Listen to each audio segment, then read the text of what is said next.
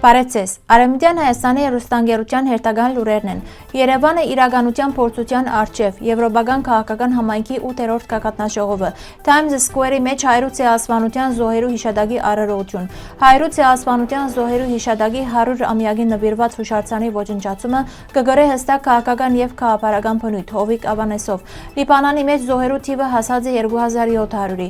ԱՄՆ Իրան Արաբական Միացյալ Էմիրություններ լարվածություն Հորմուզի շուրջ։ Բռնի Հանված արցախցիներուն 80%-ը վարձուգապրի, աղքատության եւ կորձազրկության մագարտակը կհասնի 70%-ի։ Բաքուն կհայտարարի, թե Ղազանչեցոց եկեղեցին վերականգնված է նախնական ճարտարապետական ոճին համապատասխան։ Դերսիմի գոդորացներու զոհերու հիշատակի 86-ամյակ։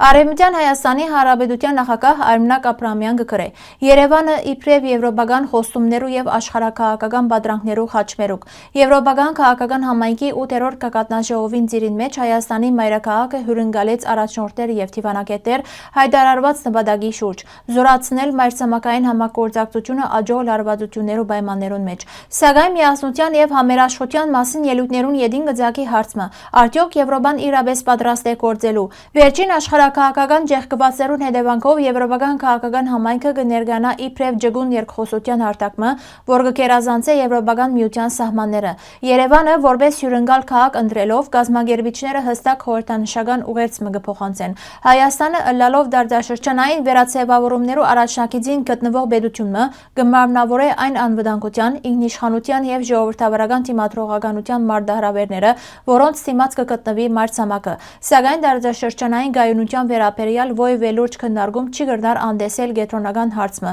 չլուծված խնդիրները, Արցախը եւ Արևմտյան Հայաստանը։ Այս տարածքներուն մեջ հայկական քաղաքական կառույցներու փաստացի վերացումը վերջին իրադարձություններեն հետո չէ վերացուցած հիմնարար խնդիրները՝ ցեղասպանություն, դեղահանված բնակչության իրավունքներ, մշակութային ժառանգության պահպանում, երկարաժամկետ անվտանգություն եւ իրավական կարգավիճակ։ Ասո կմնան բաց հարցեր միջազգային հանրության կողմէ վստահելի պատասխանատու սպասումով։ Արևմտյան Հայաստանի համար Արցախը փակ էջը չէ, այլ դակավին բաց վերք։ Եվրոպայի համար ան կհանդիսանա համախոհության եւ հետեւողականության կարեւոր փորձությունը։ Գրնա արդյոք ան պաշտպանել իրավունքի, ժողովուրդներու պաշտպանության եւ միջազգային արդարության սկզբունքները առանց բացահայտ կերպով անդրադառնալու այս հսկայուն հարցին։ Որոշ դիտորդներու կողմէ հիշադակվող սիրեններու երգը ճիշտ այս կայտակությունն է։ Արցախյան հարցը երկրորդական համարել հանուն աշխարհակաղակական հավասարակշռություններու։ Ուժանութային շահեր, ռազմավարական թիվանակիտական հարաբերություններ եւ դարձաշրջանային սրացման վախ։ Այս համաձայնին մեջ Երևանի մեջ կմարվող կակատնաժողովը գրնա վերածվել թիվանակիտական ցուցափեղկիմը իրական շրջադարձային բահի փոխարեն։ Աջակցության հայտարարությունները որքան ալ կարևոր լան չեն գրնար փոխարինել իրական գործիքներուն։ Անվտանգության երաշխիքներ, միջազգային իրավական նախաձեռնություններ կամ մարդու իրավունքներու վերահսկման մեխանիզմներ կապված Արցախի մեջ ստեղծված իրավիճակին։ Արևմտյան Հայաստանի համար այս կակատնաժողովի նշանակությունը շատ ավելի լայն է։ Խոսքը կվերապերի ընդլայնված եվրոպական նախագծի վստահելիության։ Արդյոք ան ունակ է արդի ճգնաժամերուն արձագանքելու իրական քայլերով, թե կսահմանափակվի ընդհանուր ձևակերպումներով։ Եվրոպայի համար ասիգա արիթ մնե աբացուցելու, թե գրնա ըլալ ոչ միայն դիտորդ, այլև կորձուն թերագադար իր արժեքներուն եւ ռազմավարական շահերուն միջև հավասարակշռություն պահպանելով։ Ի վերջո Երևանը գրնա դառնալ ճշմարտության բահի բեմը։ Եվրոպական քաղաքական համայնքը պիտի ստիպի ընտրություն կատարել, բացահայտորեն անդրադառնալ Արցախի եւ անոր իրավական ու մարդասիրական հետևանքներուն կամ ենթարկվել գայունության պատրանքին, լրության եւ մոռացության քնով։ Պատմությունը պիտի տադե, արդյոք այս 8-րդ կակատնաժողովը պիտի ըլլա ոչ որոշ հանգրվան, թե հերթական բաց ցկված արիթմը այն դարձաշրջանին մեջ, ուր խոսքերը այլևս բավարար չեն։ Ապրիլ 26-ին Նյու Յորքի Times Square-ի մեջ հարյուրավոր մարդիկ հավաքված էին ոգեգոճելու հայրու ցեղասպանության 111-րդ տարելիցը։ Ցերնարգը գազմագերբված էր Վարդանի ասպետների եւ Թուստրեր գազմագերբության կողմէ եւ գանցեր գրելով անցյալը գերդելով աբական խորակրով։ Օրվան ընթացքին ելույթներն ու մշակութային հայտակիրները կշեշտեին հայկական արմատներու կարեւորությունը եւ աբակայի համար պայքարի անհրաժեշտությունը, հատկապես քաղաքական եւ հանրային հարթակներու վրա։ Հայտակիրը սկիզբ առավ հոգեվորականներու օրհնությամբ։ Մեկ վարյան լրությամբ հարգեցին ցեղասպանության զոհերու հիշատակը, ինչպես նաեւ հիշեցին բռնության եւ հալածանքներու բոլոր զոհերը։ Ցերնարգին ընթացքին անդրադարձ կատարվեցավ նաև Բաքվի կողմէ հայկական մշակութային ժառանգության ոչնչացման եւ բահվող գերիներու հարցին։ Իր խոսքին մեջ arczepiskopos Դանիելյան ընդգծեց, որ նման ոճրագործություններ դակավին կշարունակվին, հիշեցնելով, թե ցեղասպանության հետևանքները կզգացվին նաև այսօր։ Ցերնարգը դարձյալ համախմբեց հայ համայնքը հիշելու անցյալը եւ միավորվելու արդարության ու աբակայի համար։ Արցախի մայրաքաղաք Ստեփանագերդի մեջ հայրու ցեղասպանության 100-ամյակին նվիրված հուշարձանի ոչնչացումը լայն արձագանք ստացած է, դիտվելով ոչ միայն մշակութային գորուստ, այլև նպատակաուղղված քաղաքական քայլ։ Հովիկ Ավանեսովի համաձայն սա մեգուսացած դեպք չէ, այլ մաս կգազմի հայկական պատմամշակութային ժառանգության համագարկված ոչնչացման գործընթացին։ Սպիտակ մարմարե զանգակադունը, որ կբարունագեր դերձորի մասունքներ, ուներ խոր խորհրդանշական արժեք ցեղասպանության զոհերու հիշադակին համար։ Արփանյակային տվյալները կվկայեն, որ հուշարձանը ոչնչացված 2025 թվականի հուլիսեն մինչև 2026 թվականի ապրիլ, ինչ որ կդիտվի որպես կանխամտածված գործընթաց։ Փորձագետներու գնահատմամբ նման գործողությունները կհագասեն միջազգային իրավունքի եւ ՅՈՒՆԵՍԿՕ-ի մշակութային ժառանգության պաշտպանության նորմերուն եւ հաջող կմնան անպատիժ։ Ըստ Ավանեսովի հուշարձանի ոչնչացումը կմիտի ոչ միայն նյութական գորուստի, այլև պատմական հիշողության չնչման, ինչ որ կդիտվի իբրև մշակութային ցեղասպանության դրսևորում։ Այս իրադարձությունը կգնահատվի իբրև համագարկված գործընթաց,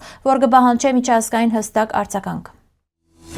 Լիբանանի առողջապահության նախարարության տվյալներով իսրայելական վարչագարկի եւ Հզբոլլահի միջև վերջին փախումներուն սկիզբեն ի վեր զոհերու թիվը հասած է 2700-ի։ Նույն ժամանակահատվածին վիրավորված է եւս 8300 մարդ։ Փախումները սկսած են մարտ 2-ին, երբ Հզբոլլահը հրթիռային հարվածներ հասցած է Իսրայելին, իբրև արձագանք Իրանի դեմ ԱՄՆ-ի եւ իսրայելական վարչագարկի գործողություններուն։ Անգեյետ քաղաքամարտությունը արագորեն սրած է։ Թեև ապրիլ 17-ին ի վեր հայտարարված է հրատատար, գոմերը կշարունակեն գրեթե ամենօրյա հարվածներ իրականացնել, բահելով լարված վիճակը տարածաշրջանին մեջ։ Վերլուծաբաններու կարծիքով իրավիճակը կշարունակե մնալ անգայուն եւ ովևէ բահու կարելի է նոր սրում, ինչ որ գրնա լուրջ մարտահրավերական հետևանքներ ունենալ ամբողջ տարածաշրջանին համար։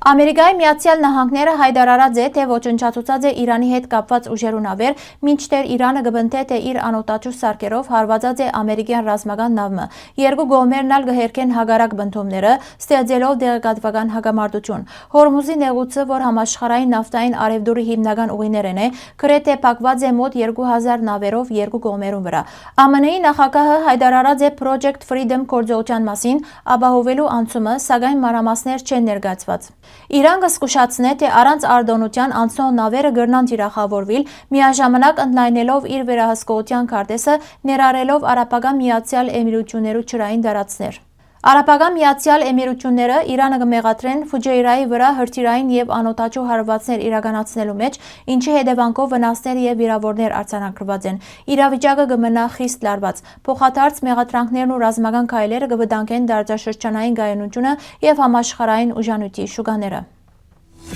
Արցախի հանրապետության մարդու իրավունքներու նախկին պաշտպան, նախկին պետնախարար Արդակ Բեկլարյան հրապարակած է տվյալներ բռնի դեղահանված արցախցիներու ընկերատնտեսական վիճակին վերաբերյալ։ Աշխատանքի եւ աշխատավորներու համերաշխության միջազգային օրվան առիթով քանի մցավալի ցուցանիշ Մայր Հայաստանի մեջ ապաստանած արցախցիներու ընկերատնտեսական վիճակեն։ Աղքատության մագարտակը բռնի դեղահանվածներուն մոտ շուրջ 70%-ն է, որ մոտ 3 անգամ ավելի բարձր է Արևելյան Հայաստանի միջին ցուցանիշեն։ Գործազրկության մագարտակը աշխատունակ արցախցիներուն մոտ շուրջ 70%-ն է, որ մոտ 5 անգամ ավելի բարձր է Արևելյան Հայաստանի միջին ցուցանիշեն։ Աշխատող արցախցիներու միջին աշխատավարձը 2024 թվականի տվյալներով մոտ 40% ավելի ցածր Արևելյան Հայաստանի միջին աշխատավարձեն։ Դեղահանված արցախցիներուն մոտավորապես 80%-ը դակավին չունի սեփական բնակարան։ Այս վիճակը Արևելյան Հայաստանի իշխանություններուն ցախողած ընկերային, զբաղվածության եւ բնակարանային ծրագիրներուն պատճառով է։ Եթե զուսպ ու բազմաճարճար արցախցիները չեն լար, անիկա դակավին չի նշանակեր, թե անոնց ընկերատնտեսական վիճակը բավարար է։ Ավելին, շատ անգամ նույնիսկ Հայաստանի սովորական բնակիչները կգարձեն, թե լուծված են արցախցիներու ընկերային խնդիրները, մինչդեռ իրականությունը ցավալիորեն եւ գտրուկ կդարբերի այդ կարողջական առասպելեն։ Ադրբեջանական լրատվամիջոցները կշարունակեն հերթական անգամ քարոզչություն իրականացնել, իբր թե գրաված Շուշիի Սուրբ Ամենաբրգիչ Ղազանցեզոց եկեղեցին վերականգնված է իր նախնական ճարտարապետական ոճին համապատասխան։ Բաքվի Հանրապետության տարածքին մեջ գտնվող բոլոր օրինականորեն ջանցված կառույցները, ներառյալ պատմական, մշակութային եւ գրոնական հուշարձանները, պաշտպանված, պահպանված եւ վերականգնված են ազգային օրենսդրության համաձայն։ Այսպիսի հայտարարությունը կատարած է Բաքվի նախագահի օգնական Հիկմետ Հաջիևը։ Սակայն գաղտնիք չէ, թե այդ երկիրը պետական մագարտակով կգործադրի հայրու թե մշակութային ցեղասպանություն։ Դեռ 2023 թվականին ադրբեջանցիները բղծած էին Սուրբ Ամենափրկիչ Ղազանջեցոց եկեղեցին, որ այսօր կփորձեն ծառայեցնել իրենց նպատակներուն։ Ահա թե ինչպիսի դեսք ստացած է այդ միջատարյան հիանալի կառույցը Բաքվի վերահսկողության տակ անցնելեն ետք։ Հատկանշական է, որ օրեր առաջ Ստեփանագերդի մեջ ադրբեջանցիները հիմնահատակ ավերած են Սուրբ Աստվածածին առաջնորդանիստ եկեղեցին։ Անդրադառնալով Արցախի մեջ հայկական հետ կվերացնելու խնդրին,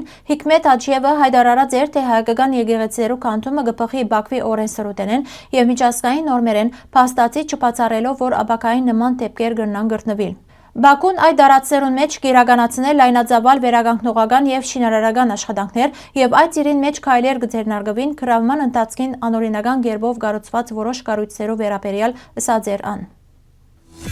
Մայիսի 4-ը դարբեր մեկնաբանություններով կդիտարկվի որպես Դերսիմի դեպքերու շրջադարձային օրերեն մեկը, երբ 1937 թվականի այդ օրը Թուրքիո կառավարության որոշումով սկսավ գործընթացը, որ հետագային վերածվեցավ զանգվածային բռնություններու եւ դեղահանություններու։ Ըստ որոշ պատմաբաններու այս որոշումը սկսած է քաղաքական քայլերու շարքը, որոնք ուղղված էին Դերսիմի բնակչության դեմ ռազմական գործողություններու իրականացման։ Դեպքերը հաճախ կնկարագրվին որպես Դերսիմի տրագեդիա, որ կնշանակե գործանում եւ նախկին կյանքի խզում։ 1935 թվականին ընդունված Տունչելիի օրենքով Դերսիմի անունը փոխվեցավ եւ շրջանը տրվեցավ խիստ ռազմական ու վարչական վերահսկողության տակ, ստեղծելով հատուկ կառավարման մարմիններ եւ սահմանափակ կոդի։ 1937 թվականի մայիսի 4-ի որոշումը ըստ աղբյուրներու կնախադեսեր ռազմական գործողություններ, բնակչության դեղաշարժ եւ գյուղերու դադարում։ Հետագա 2 տարիներուն ընթացքին այդ գործողությունները հանգեցուցին մեծ թիվով զոհերու եւ զանգվածային դեղահանություններու։ Այս դեպքերը մինչեւ այսօր կմնան պատմական ու քաղաքական վեճերու առարկա դարբեր մեկնաբանություններով,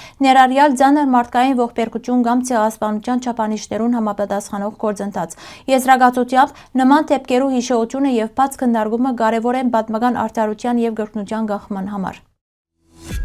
Հարգելի հայրենագիտներ, այսօրվան համար այսքան ենք նախադեсած։ Շնորհակալություն ձեր ուշադրության համար։ Լավ մնացեք։